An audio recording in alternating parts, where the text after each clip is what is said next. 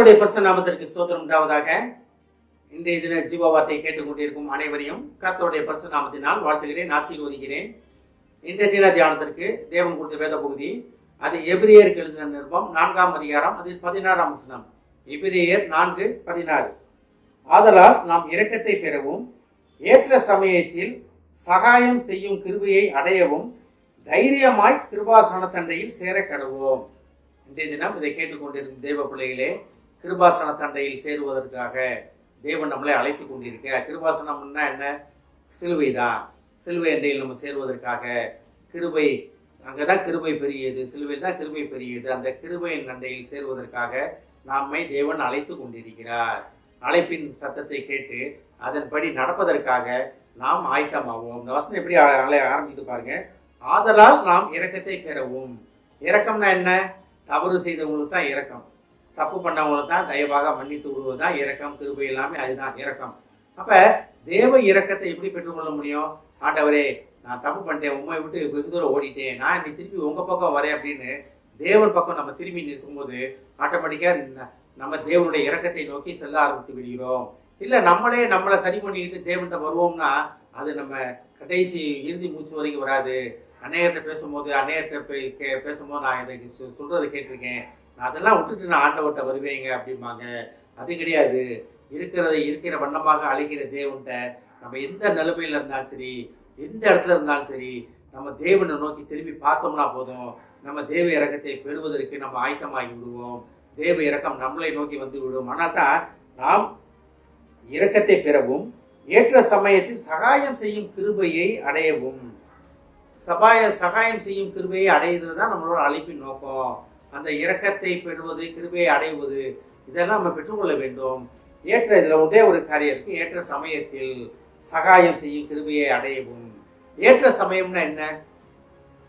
உங்களுக்குன்னு ஒரு காலம் ஆண்டவர் குறித்திருப்பாரா? கிடையாது. அது குறித்த நேரம். இது ஏற்ற சமயம் அப்படின்னா அதோட அர்த்தமே வேற. குறித்த காலம் வேற, ஏற்ற காலம் வேற. குறித்த காலம்ன்றது இந்த டைமில் இது நடக்கும். ஆஃபீஸ் 9 9 to 10 9 to 5 இந்த மாதிரி இது ஏற்ற டைம். இதெல்லாம் குறித்த நேரம், அது ஃபிக்ஸட் டைம்ஸ், அது மாறாது. ஆனால் ஏற்ற சமயம் அப்படின்னா என்னன்னா, நம்ம தேவனை அறிந்து கொண்டு அவரண்டே நிற்கிறது தான் ஏற்ற சமயம். தேவனுக்கு ஏற்ற சமயம் கிடையாது, நம்மளுக்கு ஏற்ற சமயம் தான். நான் அடிக்கடி உங்கள்கிட்ட சொல்லுவேன், ஆபிரகாம் 25 வருடங்கள் காத்திருந்தா நம்ம நினைக்கிறோம். ஆனால் தேவன் தான் 25 வருடங்கள் ஆபிரகாம் காத்திருந்தார். அந்த ஏற்ற சமயம் வரும்போது ஆபிரகாம் சரியாக தேவனுடைய திட்டத்தில் அமரும் டைம் வந்த உடனே ஈசாக்கு கிடைத்தார் அவருக்கு. ஆனால் தான் ஏற்ற சமயம் வேற, குறித்த சமயம் வேற. அப்ப ஏற்ற சமயம் என்ன? கிருபையை பெற்றுக்கொள்வது ஏற்ற சமயம். அப்ப தேவனுக்கு எல்லாமே ஏற்ற சமயம் தான். ஆனா நம்ம தேவனுடைய திட்டத்தை புரிந்து கொள்கிறோமா? அந்த புரிந்து கொண்டு, ஆண்டவரே இனி நான் கிடையாது, ஆண்டவரே இனி நான் பழைய வாழ்க்கை கிடையாது, ஆண்டவரே இனி நான் வாழ்வது உமக்காக, ஆண்டவரே என்று வாயிலை திறந்து அறிக்கையிட்டு அந்த செகண்ட் உங்களுக்கான ஏற்ற சமயம் உண்டாகிவிடும். அப்ப ஏற்ற சமயத்திலே கிருபையை அடையவும் தைரியமாக கிருபாசன தண்டையில் சேர கடுவோம். அப்ப ஏற்ற சமயம் வாயிலை திறந்து நம்ம அறிக்கையிட்டோம்னா கிருபைக்குள்ள போயிடுவோம், இறக்கத்துக்குள்ள போயிடுவோம், அவர் செட்டையிலுக்குள்ள போயிடுவோம். ஆனால் தைரியமாக. எதுக்காக தைரியமாக சொல்லப்பட்டிருக்கிறது? போகிற வழியில அடிப்பாங்களா? அதெல்லாம் கிடையாது. ஏன் தைரியமாகன்னா, உங்க பழைய வாழ்க்கையை உங்களை பின்தொடராது, பழைய பாவங்கள் பின்தொடராது. நிறைய நேரம் குற்ற உணர்ச்சியிலேயே இது நடக்குமோ நடக்காதோ நம்மளை நாமே மட்டுப்படுத்தி கொண்டே இருக்கிறோம்.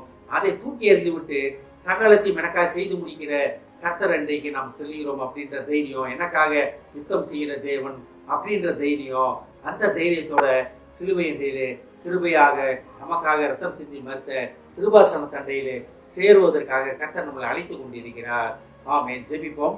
எங்களை அதிகமாக நேசிக்கும் அன்பின் பரலோக பிதாவே, நாங்கள் இரக்கத்தை பெறவும் ஏற்ற சமயத்திலே சகாயம் செய்யும் கிருபையை பெற்றுக்கொள்ளவும் தைரியமாக கிருபாசன தண்டையிலே சேர கடவோம் என்று கிருபாசன தண்டையை நீர் எங்களை அழைத்து கொண்டிருப்பதற்காக நன்றி நன்றி நன்றி ஆண்டவரே. இந்த அழைப்பின் சத்தத்தை கேட்டு அதிலே நிலைத்திருக்க எங்கள் உதவி செய்ய மாட்டவரே.